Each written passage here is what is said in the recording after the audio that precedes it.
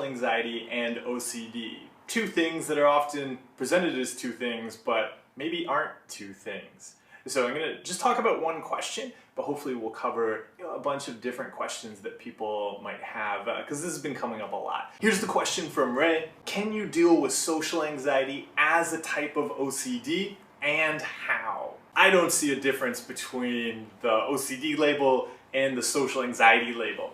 I mean, for many years of my life, until I was struggling with a mental illness, I was completely oblivious to anything that had to do with mental health or the mental health care system.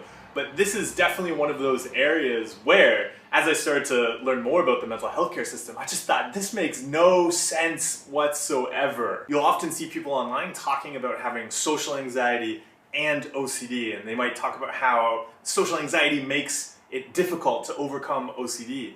But I think it can really help you on the journey of recovery if you recognize that those aren't different. It's not like you have little OCD monsters in your brain and little social anxiety monsters in your brain and they compete with each other to try to take control of your brain. These are simply different labels stuck on subsets of symptoms that come up in particular situations or environments. They are fundamentally the same. I'll give you an example to illustrate this. Let's say that somebody's on the subway and they avoid touching something like a handrail because they're afraid that they're going to get contamination on their hands. And because of that, something bad is going to happen. They might get a disease, they might get contamination on them and they'll spread it to somebody else. That person could get a disease, that person could die, and then they'll be blamed for it. They'll never be able to get over the guilt of having caused that death. They might just be worried they're going to get sick. Maybe they're about to go on vacation, so they're really worried about getting sick and ruining that vacation, or getting sick and passing it on to their partner, etc. All of that great stuff. I'm sure you can think of a million other horrible things that could happen. So if that person showed up in a psychiatrist's office, they might get labeled as having OCD. Now let's say that we have somebody who's been invited to go to, maybe a holiday social event, and they want to avoid going there. They start to think of all the bad things that could happen if they go there. They might say something stupid, and then people are going to be offended, or people won't like them. They could be worried they won't like anybody that's there, so they're just going to have a really bad time. They're going to feel awkward. They're not going to be able to talk with anybody. They're not going to be able to find people that they think are cool, that they connect with. Or they might be worried they're going to have a panic attack while they're there. They're not going to be able to leave. It's going to be a really stressful situation. They're going to feel terrible after. Nobody's going to talk to them, etc. And of course, again, I'm sure you can think of all sorts of other terrible things that could happen. And if that person shows up in the psychiatrist's office, explains all of that, they'll probably get labeled as having social anxiety disorder. But both of those situations, both the person who avoids touching something on the subway and the person who avoids going to the social event, they both follow the exact same pattern. They're both about experiencing an uncertainty about something bad that could happen, and then engaging in compulsions to try to control that uncertainty and control their feelings, particularly trying to prevent feelings they don't like. And also trying to control the universe. It is always trying to control your feelings and the entire universe. Personally, from connecting with so many people all over the world who struggle with a variety of mental health issues, I would find it extremely strange if somebody who identified as having OCD didn't also engage in numerous compulsions related to social situations and other people. The reason for that is that so many stereotypical OCD compulsions are actually about trying to control your fears about other people and what other people think about you. Contamination compulsions are a great example of this.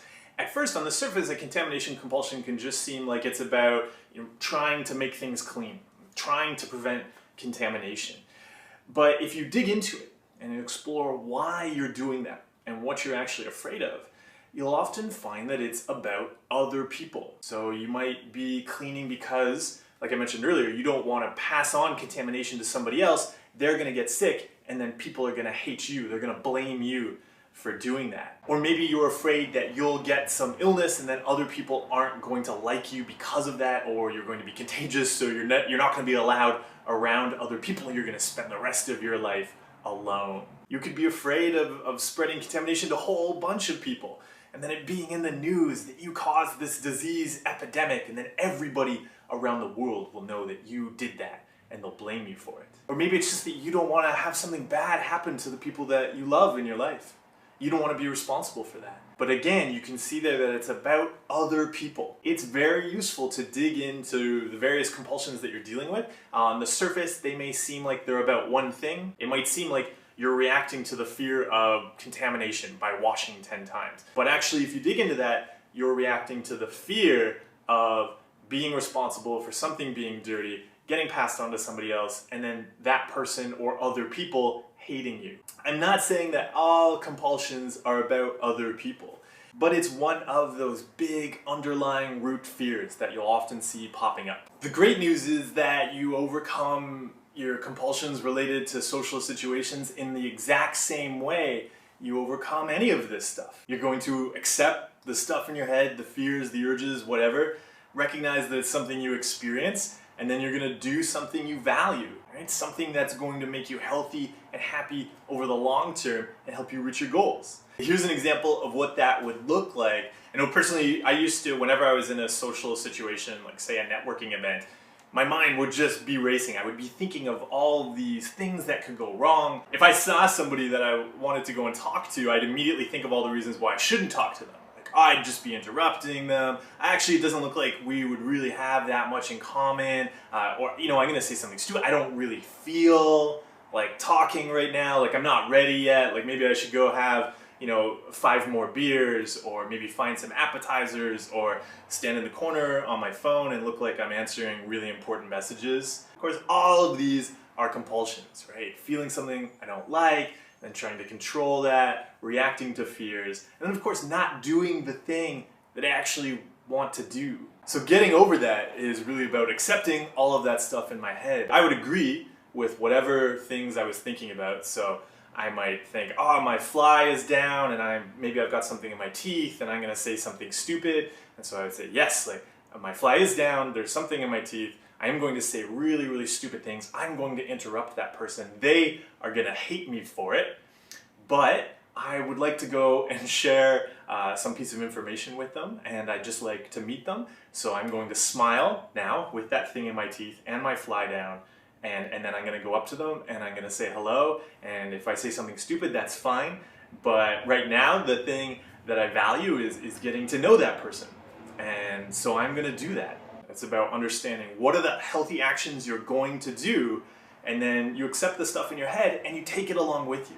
You don't have to prove it wrong. You don't have to tell yourself that it won't happen. What matters are the healthy actions that you're going to engage in.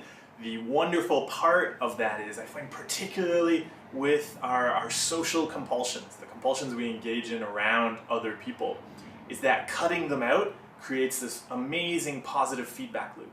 Because you start to show your brain that it's wrong, and you start to have these great social interactions with other people. And of course, when you're engaging in compulsions and trying to avoid social situations, that's not possible. That creates a negative feedback loop because you're miserable, you really want to be with people, you're not with people, that makes you miserable. It just creates even more reasons not to go and interact with people, even though that's what you really want. So in closing, I just really want to emphasize that if you right now see yourself as dealing with OCD and social anxiety, it can really help to bring those two together, recognizing that building great mental health is something we have to do holistically. So if you're doing something like a hierarchy, make sure you're adding in lots of the compulsions related to other people, and it might just be that you're completely avoiding social situations. You're saying, oh, I'm just not that kind of person. So right now, the compulsions might not seem obvious to you because you're completely avoiding the situations where those compulsions would come up. So a great first step is just going to be to start going to more social events. Your brain isn't going to want to do it. That's great. I totally respect your brain's opinion. Go anyway. Recognize that it is going to be a practice, like cutting out any compulsions, so it's going to take a lot of practice, particularly if you've been avoiding social situations. Stick with it, and remember that everybody else in the room also has a brain.